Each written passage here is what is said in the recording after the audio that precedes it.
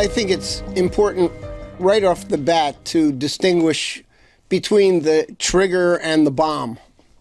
The bomb is the fact that the entire transatlantic financial system is hopelessly and irreversibly bankrupt.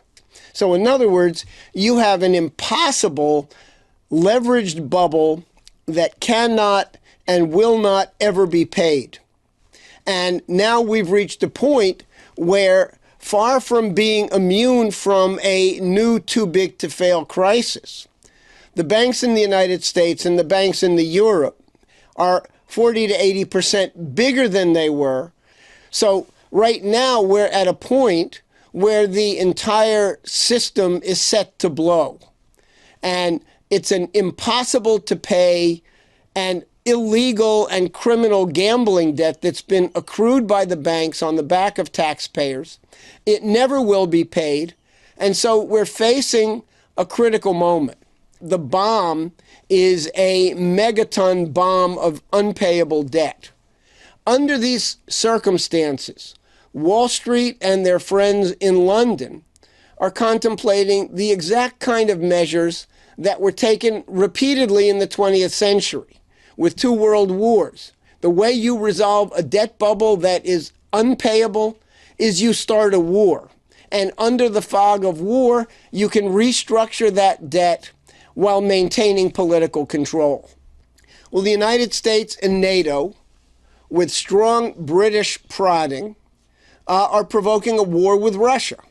They're provoking a war with China. You had the British press just in the last week going into the New Year's openly saying that 2015 would be the year where there is a coup d'etat to overthrow the Putin government in Russia. This kind of madness is in fact driving the world towards the danger of a thermonuclear confrontation. The only way to genuinely prevent war, to have an assured avoidance of this kind of war that would very likely be a war of extinction, is to wipe out Wall Street.